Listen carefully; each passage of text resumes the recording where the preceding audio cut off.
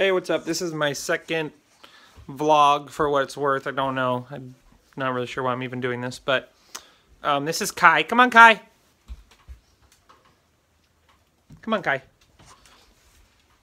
Kai is an Akita, 5 years old, and when I got her, she was extremely dangerous, has attempted to bite me over 1,000 times, has attempted to fight or kill both my dogs, in fact, any dog that I've brought into the property. And I just want to talk a little bit about owning a dog, an extremely aggressive dog, an Akita. Owning a dog that's bitten multiple people and multiple dogs. And I just want to talk a little bit about, that. So Kai was 5 years old when I got her. She had almost killed one dog, and amazingly she never actually caused damage to somebody biting them until she was adopted. In the adoption process, she got bit by one of the handlers that was helping get her to me, and at the same time, in my process of working with her, she bit me one time. I was very lucky that she did not break the skin. And she bit a stranger who attempted to pet her one time, even though I told him not to, that she would bite him. Bit another lady who tried to intervene when her dog got attacked. So that's a dog that's bitten 3 people at least. There's probably a couple that I'm not sure about or don't even know, because I don't exactly know that she never bit anyone when I got her. But I'm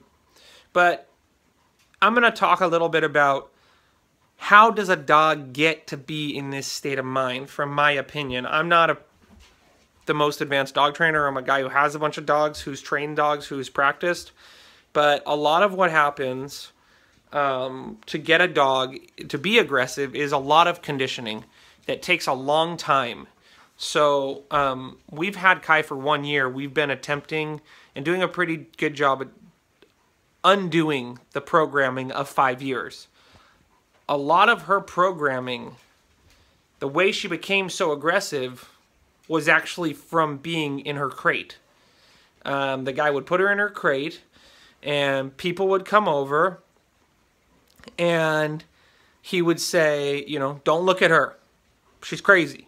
He would say, don't make eye contact with her. Don't talk to her. And so when people would come into the house, she would be in a crate, and she'd flip out, and the people would go away. So after 5 years, she learned pretty well that if you make a really mean face and you snap and you bite and you growl, things will not look at you. They will go away. And this took thousands of times till eventually we had a dog that when we got her, we tried to put her in the crate, and we could not close the crate because right here, Kai, come on, Kai. Come on, kennel up. Because when we would close the crate here, she was trying to bite our hands, so we couldn't close the crate because she was trying to break out of it. We had to sit here with our feet up against the crate to keep her in here. Already, I've never crated her since I had her because I could tell she was so aggressively driven by the need to protect her crate that we got rid of the crate. But now after a year, I've kind of been wondering if maybe bringing the crate back out and helping her learn to see the crate as a safe place, it might actually help her in the long term undo a lot of the training that she had that made her this aggressive. So this is day 1. The other thing is, a dog like this, a very aggressive dog, as I've noticed now in the last year of having her, the less they are, it's a weird thing, the more they're around a person in a structured environment where a person's communicating to them to be calm, that it's not necessary to be aggressive, that the human's in charge, the human's keeping them safe, the more a dog spends in the presence of somebody doing that, the less aggressive it will become. If the person knows what they're doing, even slightly, the dog will learn and will begin to calm down.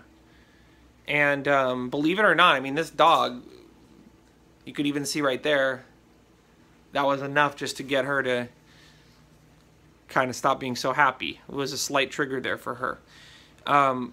But the more this dog is left alone in a state of mind where she's afraid, she's left in situations where she feels the need to protect herself, to defend herself, she will get more aggressive. And it's been interesting watching over the course of 1 year.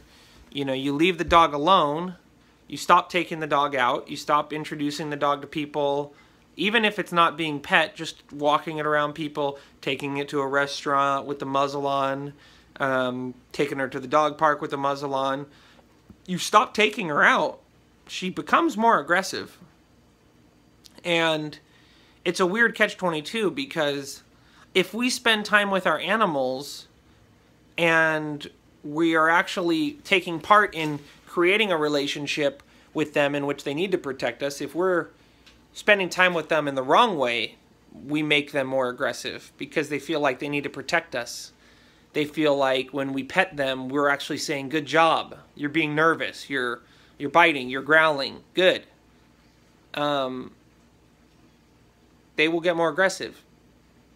If we spend time with them in a proper way, they will get less aggressive. But if we don't spend time with them,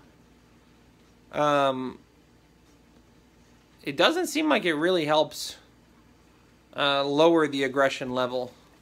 I've seen this dog, you know, just in a month of not taking her out, leaving her alone, where she ends up feeling she has to protect herself, she's regressed a lot. And she comes back, you know, and that's an important thing for people to realize, is that it's not, I mean, a dog that bites, that's willing to bite, is definitely a different dog, is definitely something that's always going to be part of that dog's life, that they've bitten a human.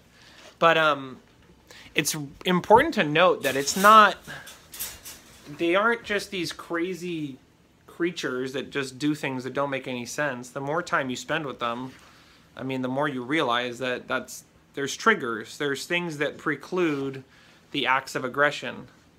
And I mean, here, this is a dog. This dog literally snapped at me just last week. She had a muzzle on, so I don't know if she would have actually bitten me or not. Just snapped at me last week. Twice. Once she bit my foot, actually. She didn't have the muzzle on, she bit my foot, but she had her muzzle on, she tried to bite my hand. And me hanging out with her right now, there's no risk of her biting me. Because I know the way this dog is, I know how to read her energy, I know what her triggers are, that's just the reality. Just like somebody who surfs the ocean and the waves a lot, they know how the waves break. When you work with the dogs, more as time goes on, you know, you're watching the dog. You're watching the way they're moving. You're watching the ears. You're watching the tail. You're watching yourself to see how you feel. So, you know, that's just something I wanted to share. These videos are probably more for me than anybody else. Hi.